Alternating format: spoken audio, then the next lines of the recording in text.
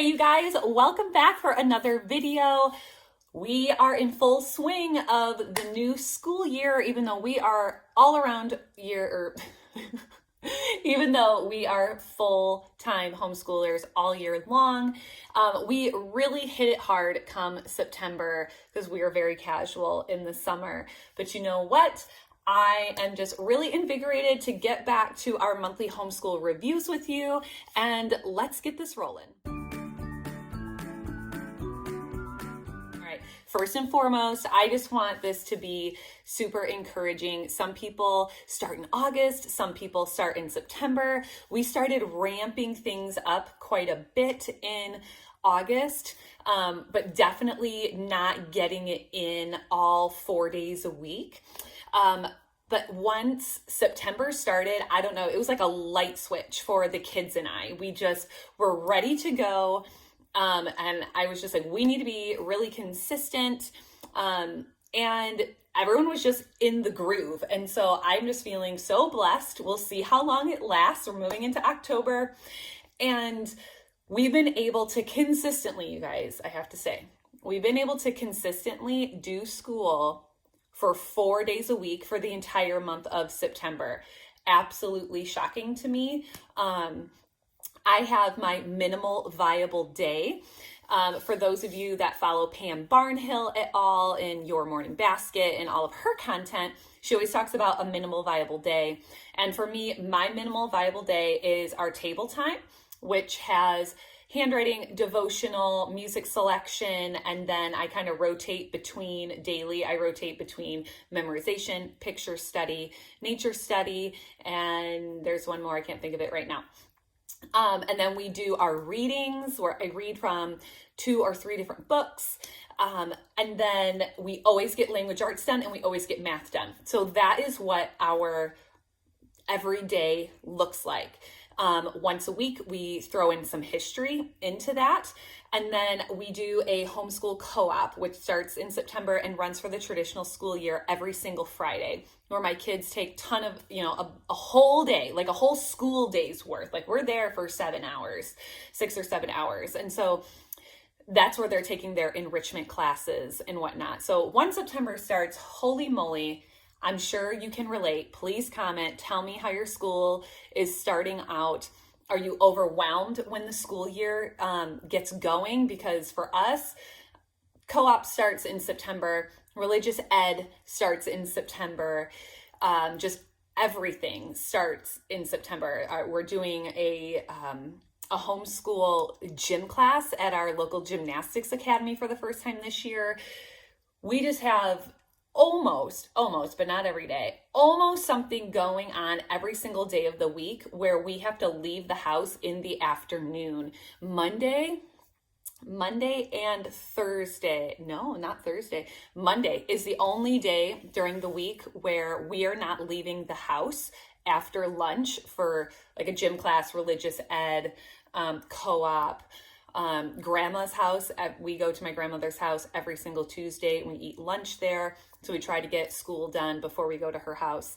So Monday's the only day where we are home in the afternoons into the evenings. We typically don't go anywhere. But are you feeling overwhelmed with just, the ramping up the school year? Or do you have it all planned out? Are you as cool as a cucumber? I want to know. I love engaging with you guys. So something I kind of discovered as we were being so wildly consistent this month was there were moments where I was like, you know what? I just don't feel like doing school today. And I was like, and I just had it, you have like the little voice, your conscience in your head and just saying, no, like the kids are thriving on the schedule. Like I cannot be lazy today. I cannot just say, you know what, I don't feel like doing math today, or I don't feel like doing table time today. No. So I forced myself when I was kind of feeling like the temptation to just get off track. I completely resisted that. And I'm so glad that I did. And I didn't give in to temptation. Things just have been going so smooth. So knock on wood that we can keep it going for October. So another thing I want to share with you, like I always do in my monthly homeschool reviews, is a read aloud that we did this month that I thought was just the cutest. I forgot to grab the book, but I have a video. It's called The Library Mouse. And this was just sitting on top of a bookshelf at our local library. And this was the cutest little book. I read it with just the most fun voices, which made the book all more exciting. Just about two mice that live in a library. They didn't know that they lived in the library together. They bump into each other and they couldn't have more opposite personalities.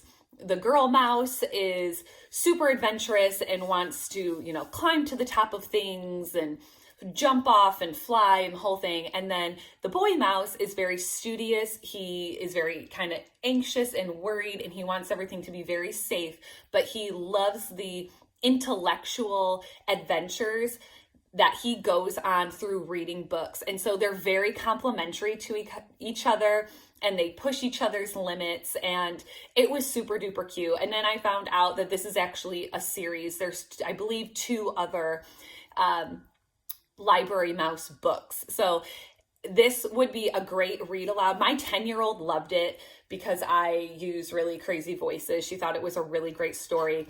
My 7-year-old, my 6-year-old loved it. So definitely your elementary school aged kids would really enjoy it. So that was a great read aloud that we did this month. I wanted to pass along to you that maybe you would want to give a try. And then I'm actually going to throw in a book that I just finished yesterday of the recording of this video. And this is an adult read. I listen to it because I can get through so many books on audio while multitasking, cleaning the kitchen, doing laundry, while the kids are playing, like whatever. I can get through so much content if I'm listening to it. And I love all the books.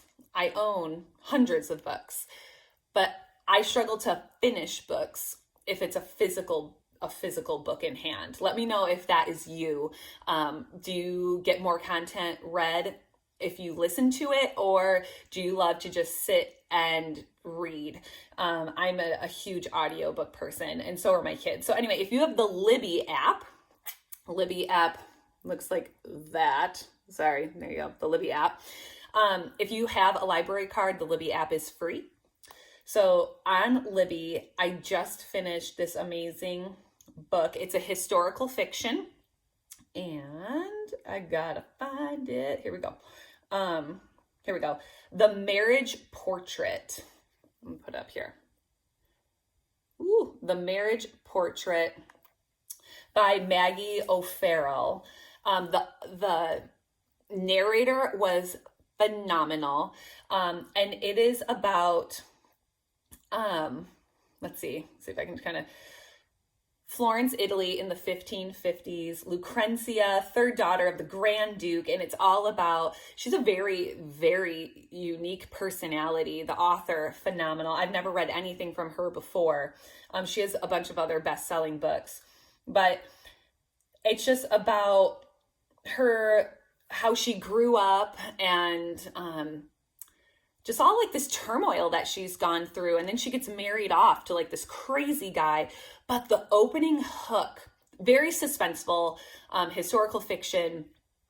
It really keeps you engaged. Like you don't know what's going to happen to her. It kind of flashes back to childhood and then goes to her adulthood and kind of goes back and forth. She dies at the age of 16. She was married off at 15. But it's all about her life and whatnot. And the beginning hook of this book is, I know I'm going to die. I know my husband is going to murder me.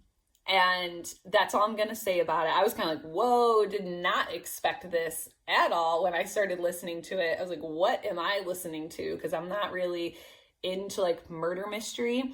But this is not murder mystery, just so you know. It is awesome, thrilling, historical fiction. The Marriage Portrait. And yes, it was really good. I highly suggest you listen to it on audio. I just think, especially because there's a lot of Italian words and things like that in there. And I just love that, you know, it's going to have the accent and the pronunciation correctly. And that just is what works for me. So there is my adult read. There is like my little read aloud. And yeah, that's pretty much it, guys. I'm really hoping to be very consistent. If I can help you in any way on your homeschool journey, if you're struggling, please don't hesitate to reach out. Either email me or comment below. And I will see you guys next month in the next review. I wish you blessings in the start of your homeschool year. Bye-bye.